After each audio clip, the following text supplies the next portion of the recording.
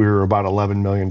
That's when we consciously decided to kind of separate. We were nervous, both of us were, and scared, quite honestly, if I'm, being completely candid about it, and wasn't sure what was going to happen because for the first time we were not together in the same room having these conversations.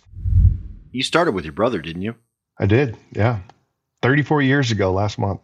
So tell us about it. I couldn't imagine getting started without him. We both had kind of our unique abilities and gifts that we brought to the formula.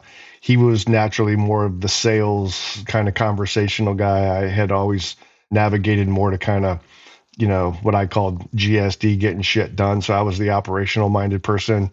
It really, really worked well for us. It was about the hustle, making some money, wanting to prove that we can do what we set out to do. And we're not together today. The business evolved and we both had separate passions, and both businesses are extremely successful. But I look back and I don't know if either one of us would have had the success that we've had if we didn't have, really the love, the support, and the encouragement that we had in each other. Like we had somebody that we knew that we could look back and trust.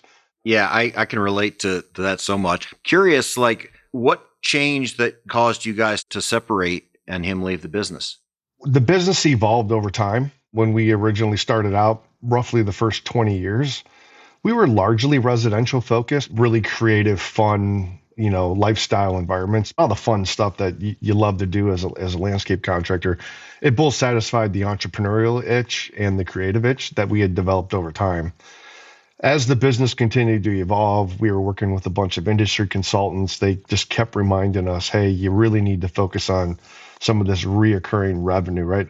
Everything that you're doing has variability in it. And although we weren't really impacted by the events of 2008, we were pretty small still, so pipeline management was not difficult. We began thinking differently and realized that we needed to make some changes in the business. We just started thinking about ways to mitigate some of the risk in the business. In 2011, we launched Schill Grounds Management. We had developed this reputation of being very high-end residential, and we were getting a lot of pushback from some of the local property managers that we were probably going to be too expensive, so they didn't want to call us. But what we learned over time was there was a lot of opportunity in our market in terms of being able to grow a commercial maintenance business. We've seen significant success over the first couple of years. And what happened is my brother really wasn't passionate about the maintenance side of the business. And truthfully, I wasn't early on either. I knew it was a necessary step in our journey. But I got to the point where I wasn't all that interested in the design build side of things either. So we made a conscious decision that it was time to kind of take the two businesses. We were functioning as Schill Landscape Development on one side of the P&L and Schill Grounds Management on the other, and formally split those two businesses in half. I think we were both humble and honest enough with ourselves that we were going to be better off and our teams were going to be better off if we weren't really, competing internally as much as we were at that point. We were probably $5 or $6 million, in 2010. And by 2012, I think we were about $11 million. And that's when we consciously decided to kind of separate. And the business, the maintenance side of the business rolled back to about $3 million. So we were nervous, both of us were, and scared, quite honestly, if I'm, being completely candid about it. What we realized was getting laser focused on what we loved was really the catalyst for us to, have the success that we had.